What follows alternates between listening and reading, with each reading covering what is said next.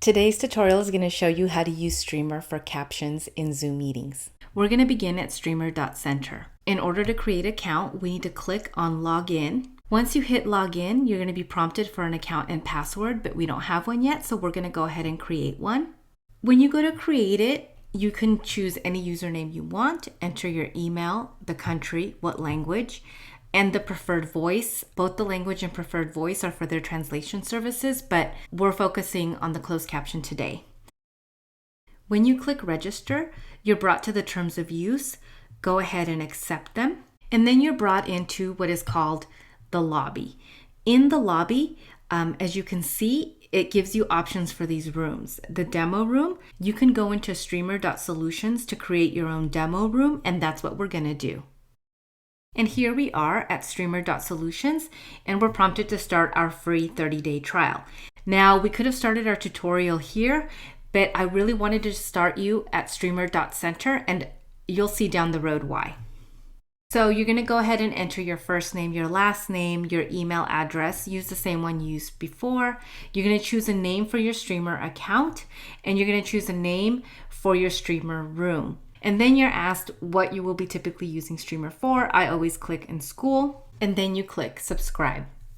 When you click subscribe, you're brought to a welcome message, a 30-day trial, and letting you know that they're going to be creating your website, but really it's going to be your room. And then you're going to need to check your email. In your email, you'll receive 3 messages. One, confirming your subscription. The second one, letting you know that it's going to take about an hour to create your room. And then a third one with your username and password, although it may not be what you chose. And then you can get started. Okay, we're back. We received our email, and I was given a username and a password that was assigned to me, which was not the username and password that I had chosen, but that's okay. I'm just going to go ahead and log in with what they assigned to me. Please be aware, however, that both the username and the password are case sensitive. Once I log in, you're going to see that I'm in what is considered the lobby. As you can see in my lobby, there's the door to my room. And if you see, I have 2 occupants in there. And the reason is because I'm going to be in there and I allowed somebody else in that room. And I'm going to explain that a little bit more, but let's go into the room first.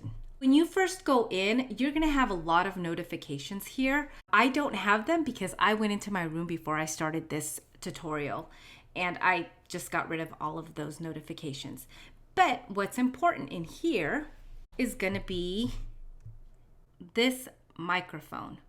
I'm going to go ahead and click on it, and it's going to start my captions. And as you can see, they're pretty instant and very close to what I'm saying. I have noticed that some words like audiogram, high frequency, low frequency, sometimes it struggles with those. So if you notice, it didn't even catch audiogram. So probably because it didn't know what it was. Oh, but look, there it is. It caught it and it wrote it or spelled it out correctly. So here it is, it's ready to go. And I know you're asking yourself, so how am I supposed to use this in Zoom? I'm gonna show you. So I'm gonna stop the captions. Actually, no, I'll keep the captions going. I'm gonna go ahead and click on my Zoom app. I'm gonna start a new meeting. So what I'm gonna do now is show you one way that you can share your captions with the people in your meeting. Share the screen, and I'm going to make sure to share the screen that has Streamer in it, and there you have it. So if you're speaking to someone in your meeting, they're seeing all of this. Maybe your face is a little smaller because obviously they're not going to be able to see the full screen of your face, but at least the captions are there. And I know this is very inconvenient because what if, you want to do more face-to-face and show the full face on the screen. This can be inconvenient. However, it is really convenient if you're going to be, presenting a PowerPoint. But you just have to remember that if you present your PowerPoint, to minimize your window or resize it